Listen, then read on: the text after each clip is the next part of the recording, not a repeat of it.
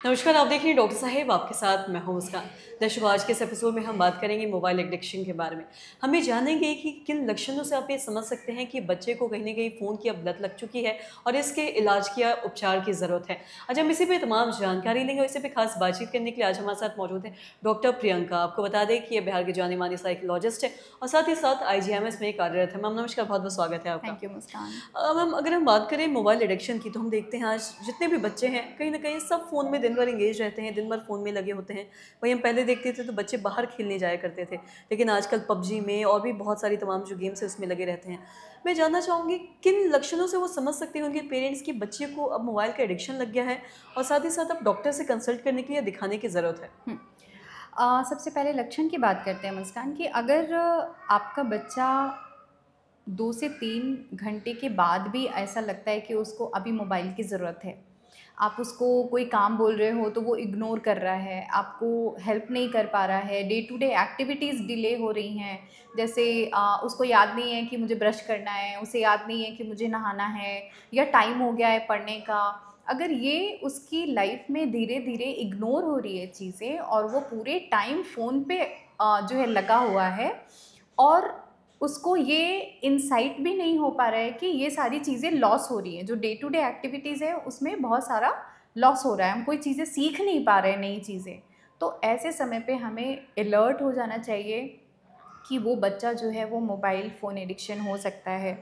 ऐसे बच्चों से अगर हम मोबाइल को ले लें ज़बरदस्ती, क्योंकि पेरेंट को भी बहुत पता नहीं होता है कि हम कैसे बच्चों को मोबाइल से थोड़ा अलग कर पाएँ। तो उस समय क्या होता है कि पेरेंट अगर बच्चे से मोबाइल ले ले या छीन ले, तो ऐसे बच्चों में बिहेवियरल इश्यूज़ दिखने लगते हैं।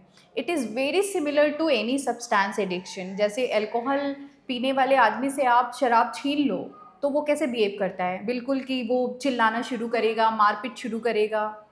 तो सेम उसी तरह से बच्चों के साथ होता है कि जब आप उनसे मोबाइल छीन लेते हो तो उनके अंदर भी वैसे ही सिम्पटम्स आने लगते हैं। फिर वो गुस्सा करेगा, चीज़ें तोड़-फोड़ करेगा, आपके ऊपर चिल्लाएगा, आपको मारेगा कि आप वापस फ़ोन मुझे दो।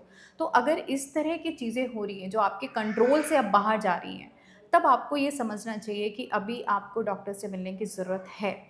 अगर हम ये बात करें कि हम कौन से डॉक्टर के पास जाएँ? क्योंकि ये तो बिहेवियरल इश्यू है ना, हुँ, हम उसको हुँ। कोई मेडिसिन तो दे नहीं सकते, तो हम किस डॉक्टर के पास जाएँ? सो बेसिकली ये समझना ज़रूरी है कि आपके किसी भी बिहेवियरल एडिक्शन के लिए हुँ। साइकोलॉजिस्ट जो होते हैं, वो एप्रोप्रिएट डॉक्टर हैं जिनसे आप मिल सकते हैं और वो प्रॉपर थेरेपीज़ के थ्रू इन बच्चों में चेंजेस ले आते हैं। अगर हम ट्रीटमेंट की बात करें तो बिहेवियर थेरेपी बच्चों में बहुत अच्छे से काम करती है। आप उनको कैसे मोबाइल से दूर कर सकते हैं। दूसरे जो थोड़े एडोलेसेंट एज वाले बच्चे हैं, क्योंकि एज के अकॉर्डिंग हमारी स्ट्रैटेजीज़ चेंज होती है। इवन हर बच्चे के अकॉर्डिंग हमारी स्ट्रैटेजीज़ चेंज होती है। तो जब बच्चे थोड़े बड़े हो जाते हैं, तो हम बिहेवियर थेरेपी के साथ-साथ कुछ-कुछ कॉग्निटिव एलिमेंट भी हम उनमें डाल सकते हैं। जैसे कि कारण क्या है? जैसे कई बार होते हैं एडोलेसेंट जो कि अपना बोर्डम, अपनी लोनलीनेस ख़त्म करने के लिए मोबाइल फ़ोन में लगे हुए होते हैं।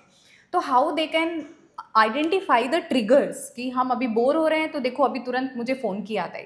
हुँ। तो ये ट्रिगर्स को पहचानना और धीरे-धीरे उसको एलिमिनेट करना, उनको एक हेल्दी कोपिंग मैकेनिज़्म सिखाना, उनको एक हेल्दी हैबिट देना, उनके लाइफ़ को थोड़ा-सा डायरेक्शन देना कि क्या-क्या चीज़ें उनके लाइफ़ में वो कर सकते हैं जब वो फ्री टाइम होते हैं, जब वो बोर फ़ील कर रहे होते हैं। तो ये सारी चीज़ें हम नॉर्मली उन्हें सीबीटीज़ कॉग्निटिव बिहेवियर थेरेपी के अंदर में सिखाते हैं और जी। बहुत फ़ायदा होता है। मैंने एक पेपर भी पब्लिश किया है इस पे, जिसमें कि एक पूरी मोडालिटी मैंने बनाई है 10 सेशंस की कि 10 सेशंस में ये चीज़ें करने के बाद में मोबाइल फ़ोन एडिक्शन में एक बहुत बड़ा सिग्निफिकेंट चेंज देखने को मिला है। So I use that in my जी, पेशेंट्स। और साथ ही अगर हम मोबाइल के एडिक्शन के बारे में ही बात करें, आप एक साइकोलॉजिस्ट हैं, मैं आपसे जानना चाहूँगी कितने मरीज़ हैं जो कहीं न कहीं इस बीमारी को समझ पाते हैं या आपके पास आते हैं? कोई ऐसे हैं या फिर लोग अपने तक ही रह जाते हैं और आपके पास पहुँच भी नहीं पाते हैं? हुँ, हुँ। जैसे कि अभी हम लोगों के पास बहुत सारे डेटा होते हैं, बहुत सारे अलग-अलग तरह के पेशेंट्स आते हैं।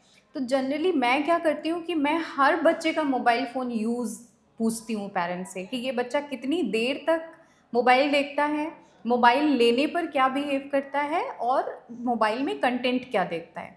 क्योंकि अभी इतनी सारी प्रॉब्लम्स बच्चों में देखने को मिल रही है कि बच्चों का लैंग्वेज डेवलप नहीं हो रहा है। जैसे 1-1 साल के बच्चे, 1.5-1.5 साल के बच्चे जिनको मोबाइल पकड़ा देते हैं, उन बच्चों का लैंग्वेज डेवलप ही नहीं हो रहा है, वो बोल ही नहीं पा रहे हैं। 3 साल 4 साल के हो गए लेकिन उनको बोलना नहीं आ रहा है अभी।